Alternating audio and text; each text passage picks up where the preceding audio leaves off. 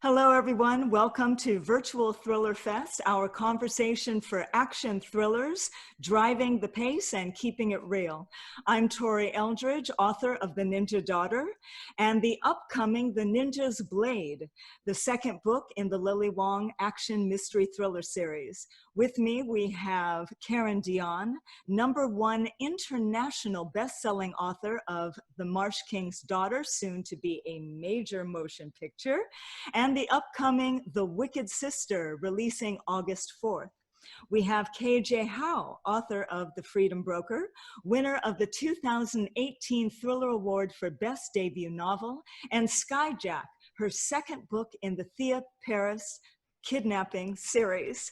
And of course, we have Zoe Sharp, British crime writing author of the new Lakes crime thriller series and the highly acclaimed Charlie Fox mystery thriller series. 13 books and counting, including the recent Bad Turn. We all write thrillers and we all write action, and we've all got a fair amount of fighting. So these days, the modern thriller also crosses into multiple genres. We have mystery thrillers, we have psychological thrillers, we have psychological domestic thrillers, and so it goes. So what I want to start off asking is, what are the elements that go into an action thriller? And KJ, I thought we'd start with you, since you have this airplane crash landing behind you and you write high octane action thrillers. So what are those elements? What do you think? Sure, Tori. I do believe I've been skyjacked. I think the key word with the action thriller is kinetic. There is a sense of kinetic energy that propels the story through the entire book. And you often maybe have different locales and different plot threads, but everything is moving forward. And that is, I think, slightly different because it's sometimes propelled by something external, like a ticking time clock, whereas it's very different than a domestic, sort of suspense thriller, which is very internal and less action-oriented. Oh, that's very cool. Now, Karen, you've got psychological thrillers, all sorts of things going on. What elements bring that action thriller quality to your books? Yeah, I think KJ touched on that at the last in your comments, because there is action, there is, shooting and so forth, but generally in psychological suspense, your protagonist and your antagonist are closely related, so in The Marsh King's Daughter, it's a father and a daughter. And in my forthcoming novel, The Wicked Sister, it's two sisters. And so when they have their physical confrontation, there's that extra layer of the emotional content to it as well, because they are, pitted against each other, not just physically, but also emotionally. And Zoe, my gal, man, Charlie Fox, she rocks. So what does it for you? I think with the thriller, I mean, as Karen and KJ have already said, you need to have constant conflict. You need to have something that's at stake, that's probably high stakes. You need to have a lot of unexpected twists. So everything needs to drive the story forwards, test the characters, and take the readers on a hell of a roller coaster ride. And I've also found that putting super glue on the covers helps as well, because if people can't put them down, that really helps you keep them reading. I love it. I love it. Well, and as you know, I mean, the Ninja Daughter has a fair amount of action because she is, after all, a ninja, so there is an obligation to have some very cool fighting in there. But as with what you were saying, there's also relationship issues and family issues. And in my case, she's also a sleuth because there's a mystery thriller. And so these are a lot of things to balance, right? Being able to put in that kind of action without having it be, every single page, every single chapter. So I know that pacing was something that was really important to me, and balancing these things. And I know all of you have that going on. I'm going to go back to you, Zoe, because you, like me, we have a mystery going on as well. And so there's a fair amount of sleuthing. A lot of the time in my books, who's done it way before you reach the end of the book. I didn't think I'd be any good at doing those complex puzzles where you get to the final page and it goes, aha, it was, X. So I tend to have more conflict around, are people going to get away with it? How are they going to get away with it? And that kind of tension in the book to keep the pace going. And in the new book, in the Lake series that you mentioned, Bones in the River, you actually see the perpetrator committing the crime on the first page. And the rest of it is the effect that crime has on that particular person and how it makes him unravel throughout the book. Mm-hmm. So I try and take a different approach. I've never done straightforward police procedural or that kind of book. I've always taken a slightly sideways look at things, I think. Yeah. And how about you, Karen? Because you also had, a lot going on, especially with the Marsh King's Daughter and the family and... Yes, and The Wicked Sister, they both follow the same structure. There's two stories. You're getting a story in the past and a story in the present. And in The Marsh King's Daughter, Helena, the main character, is telling both stories in her voice. And in The Wicked Sister, it's the mother and daughter, past and present, telling the stories. And so balancing those to increase the tension is in some respects a little tricky, but interweaving the chapters has the effect, each story has its climax. And so if I told the story of the Marsh King's Daughter strictly chronologically, the arc would have been, build to a climax, and then it would drop off, and then it would have to build again. But by interweaving the stories, they both parallel and come to a climax at the same time. So the reader gets like a double whammy at the end. Yeah, and it's interesting that you mentioned that with the climaxes. When I write, I structure in a 4-act structure, with the second and the third being the big middle, and I do that so that each one has its own climax and has its own turning point of excitement, and I can kind of keep track of the energy of every act, so that every act as it goes along has the relationship element and the unfolding mystery element, and of course, however amount of jeopardy and fighting and excitement element, so that never an act goes by that doesn't touch on all of these things and keep driving the plot. How about you, KJ? How do you manage pacing? It's a great question. I often think about emotion and connected to books. For example, people who love romance, often the emotion they're connected to the most is hope. Science fiction is often wonder. And with thrillers, I really feel it's excitement or adrenaline. And that is a critical factor for a great thriller. That said, too much of anything isn't good. And I think that's why you have to have balance. And so when you have a really excellent action scene or a high octane feel, you also have to have time for reflection and recovery, both for the characters to show their personalities and for the readers to get to know them, and also for the readers to be able to breathe. Because if you keep that pace up, just like any of us, we get adrenaline overload and adrenaline fatigue. So that's sort of the way I feel, is that you want to give enough to keep the pace really strong, but not too much to the point where it feels like there's no depth or meaning. You want to have your characters there, and the more your readers care about the characters, the more they care about what happens to them during the action scenes. Yeah, that's a really good point. You mentioned emotion. I find that when I'm writing an action scene, especially let's say a fight scene, okay, and I know all of our books have some very exciting fight scenes in them. I've read all of your books, so I know this for a fact. And I think one of the things I find that makes a fight scene in literature so exciting is the connection to emotion. It's not about who's doing what and where and what's happening, but how, whatever the point of view character is, even if it's in the third person, that point of view, how it's affecting them, how they're feeling throughout this thing. I don't know about you, but what would you say is the key element that you keep in mind when writing a really exciting, engaging fight scene? Oh, jump in there, ladies.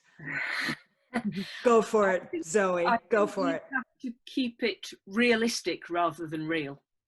We're not looking to write exactly what happens. And as you said, you're not looking to do a manual of you put this hand here and that hand there, and because that would be very, very dull. So you need to get across the speed as well as the emotion. And I also use, there is actually a phenomenon called the tachypsych effect, which is when people are put under extreme stress situations, time appears to slow down. And writing in that slow motion way, when you're doing a fast scene, somebody said you write fast scenes slowly and you write slow scenes fast. And there is a certain amount of that going. So you need to get across the flavor and the feeling of it without necessarily it being an instruction manual. And in my perspective, I think there's two words that come to mind, and that is originality and ingenuity. So originality is something that you know, there's so many fight scenes that are done. So how do you stand out? How do you be different? And, you know, I try to just apply my creativity as best I can. For example, I was in Zimbabwe and I was watching these bungee jumpers diving off the bridge. And I said to myself, wow, I wonder if there's ever been an upside down bungee cord knife fight done. And there it is in the Freedom Broker. And in Skyjack, you know, I was thinking about how tense it is to have a close quarters fight. And, you know, in an airplane bathroom, we can barely get ourselves in there, right, without turning around. And so I wanted to do something like that. So that's the originality element. I think just try to put something that's slightly different, or, you know, fresh, or do it in a fresh way, even if it's been done before. And then secondly, ingenuity. And that is, I think, we have to have smart characters. Thea Paris is 5'9" and 130 pounds. Now, if she comes across, you know, someone like Jack Reacher, you know, she's in serious trouble.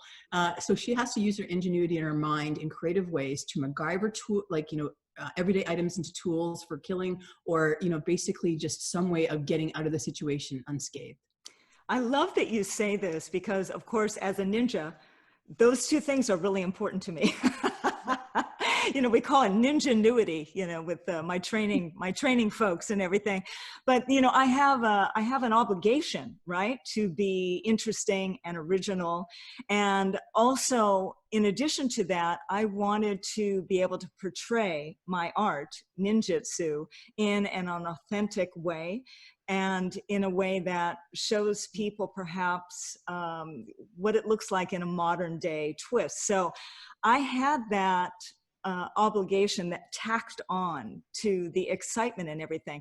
So I did feel that I needed to put in some detail and a little bit of cool, you know, ninja terms and words in there, but there was this balance of not making it overly weighty, right? To keep it connected with the emotion, so that, as Zoe said, it doesn't become a how-to manual, but that each time that she has some kind of in interaction, it's authentic, but it's also, you know, cool ninja ingenuity and everything. So I love that you mentioned that. How about you, Karen? You had some very cool things going on. Well, I wanted to comment first on your ninja stuff because I did read your book, and I think you struck a really nice balance between, you know, the authenticity of the terms with which I'm not familiar at all. You know, you sucked me into that world, and I felt like I understood what she was doing and why, you know, without it becoming overly technical. So, you know, well done. that was good. So what was the question? What are you thinking of when you're writing a really good fight scene? Yeah, it's a challenge for me because I don't have any particular training, and my character is not doesn't have any particular training either. So, for instance, in The Marsh King's Daughter, the basic situation is this girl grows up in complete isolation in a cabin for 12 years in the wilderness. And she finds out when she's 12 that her father kidnapped her mother, and she's the product of that crime. That's her backstory.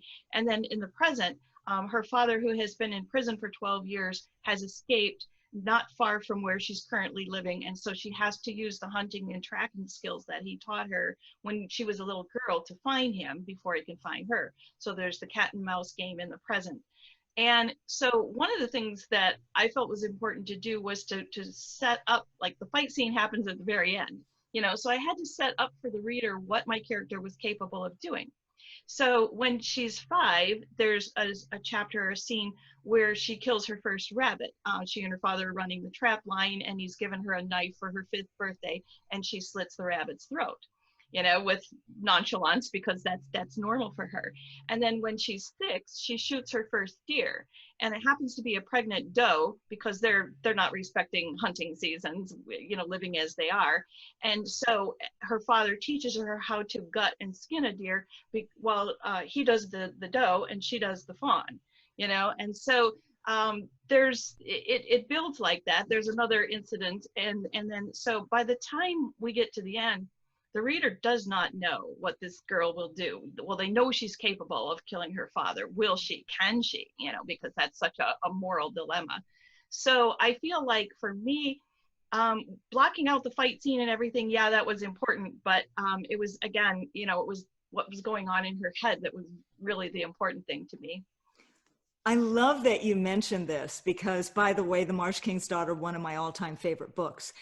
And when I think back on it, I think of it as being an action thriller because to me, there was so much action and jeopardy and tension and physicality to it that I was actually surprised to hear you say that there wasn't a fight until the end, because my recollection of it, my visceral experience of The Marsh King's Daughter was one of action. And so that kind of brings up another question that sort of popped into my head, y'all, which is, aside from just fighting, what are those things that we are putting into our books that give that visceral experience of an exciting action thriller?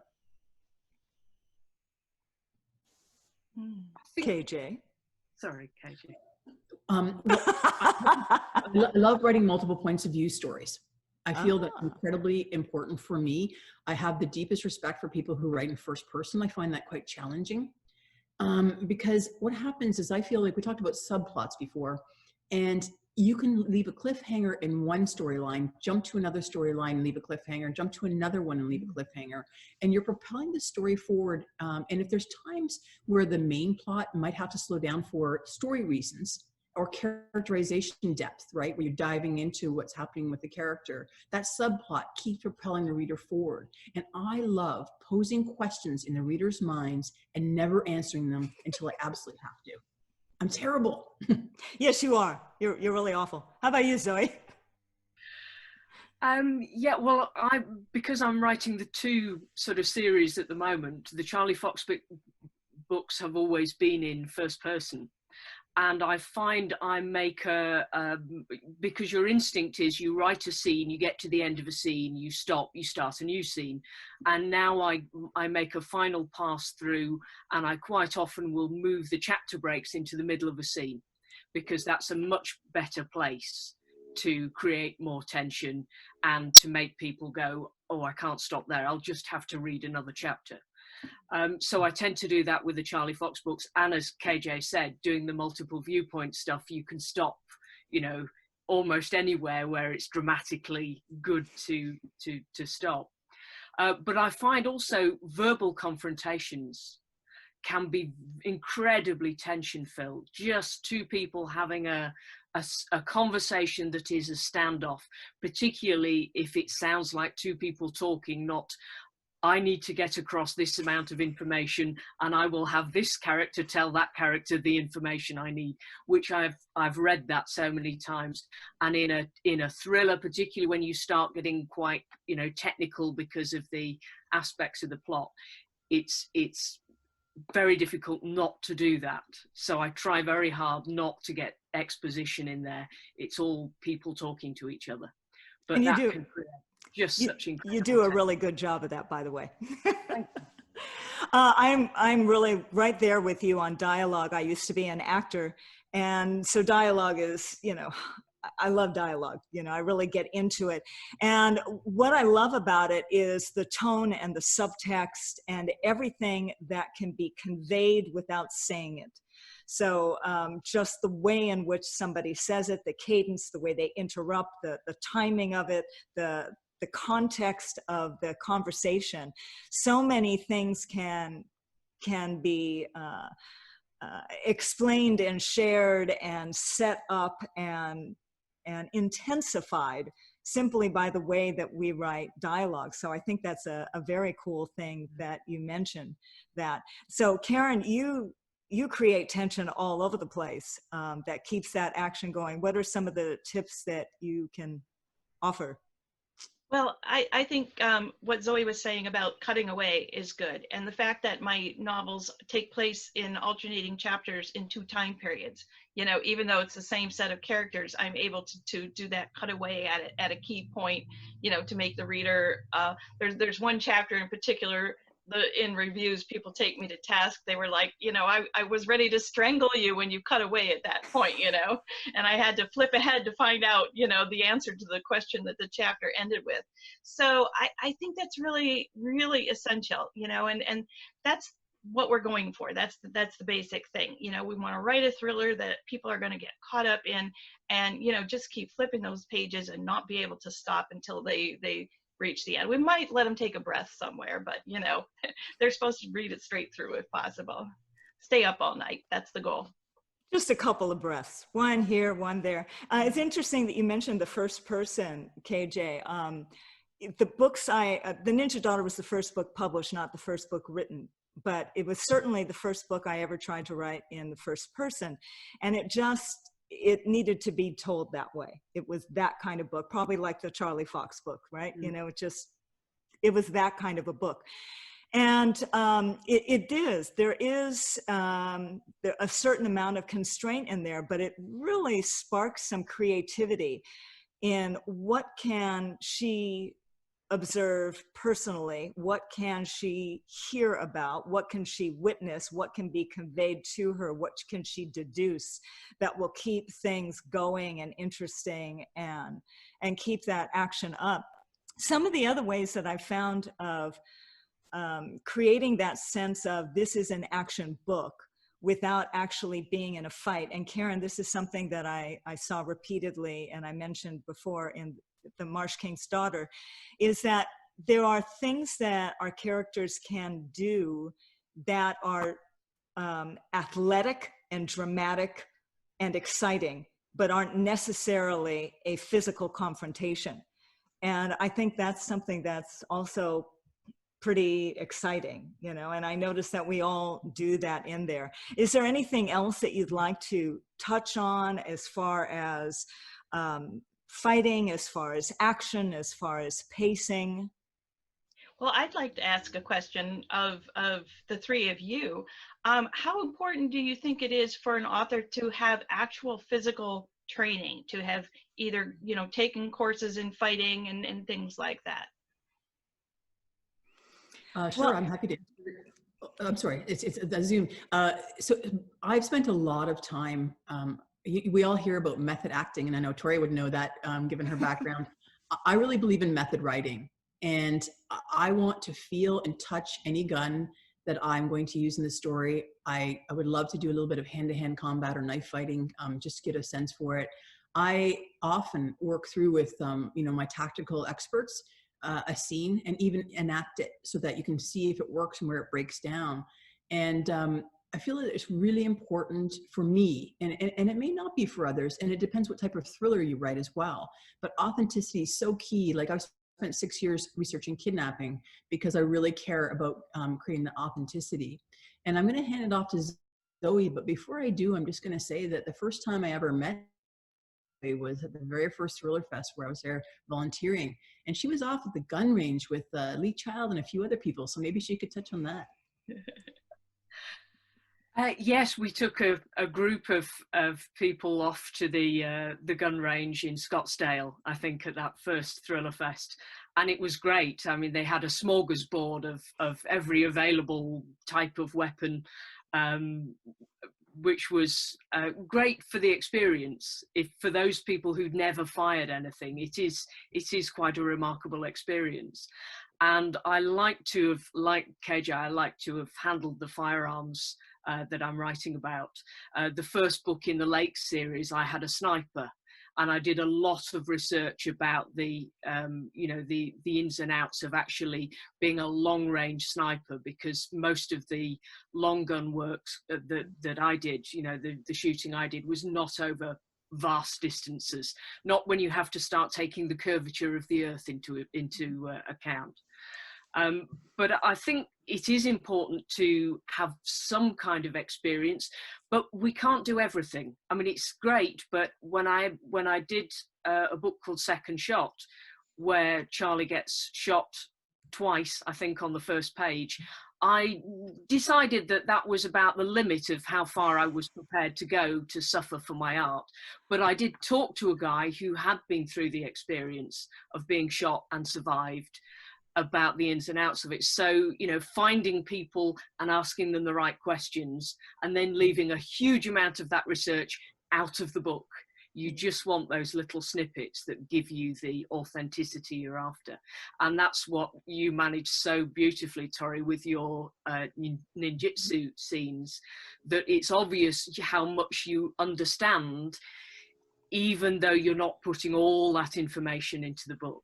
You just have to have those little bits that make people think, oh, how does she know that? I appreciate that. Yeah, I agree. It's those little details, the color, the tiny little things, like you were saying about the arc of the earth, the feel of the wind, things like that could influence, being able to fire a gun. Of course, I relied a great deal on personal experience because, I hold a 5th degree black belt in Toshindo Ninjutsu, and I can say that everything that I wrote about, I either personally have executed, have taught, have witnessed, or researched extensively. That said, I even had a beta reader who was a 10th degree ninja, and a Marine, I might add, martial arts expert for the Marine Corps. And I had him read through my book as a beta reader to make sure. I just wanted to make sure that, so even an expert can sometimes benefit from seeking other experts just to add that color. Ladies, So Karen, sorry, I was just going to ask Karen, how much of the survival side of things did you actually go out and yeah, learn? well, there's a long story behind that, but the brief story is that in the 1970s, my husband and I moved from the city to Michigan's Upper Peninsula with our infant daughter, and we homesteaded.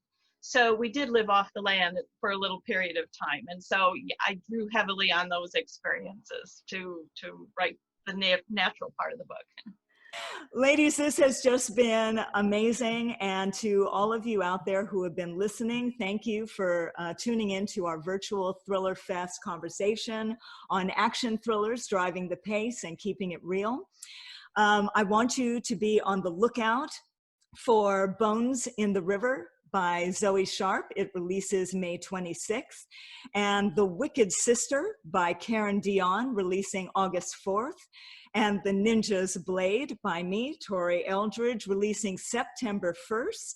And The Perfect Hostage by KJ Howe, coming to us sometime in 2021. Have a really wonderful year and stay safe, be healthy, be sane, be creative, and kick some ass.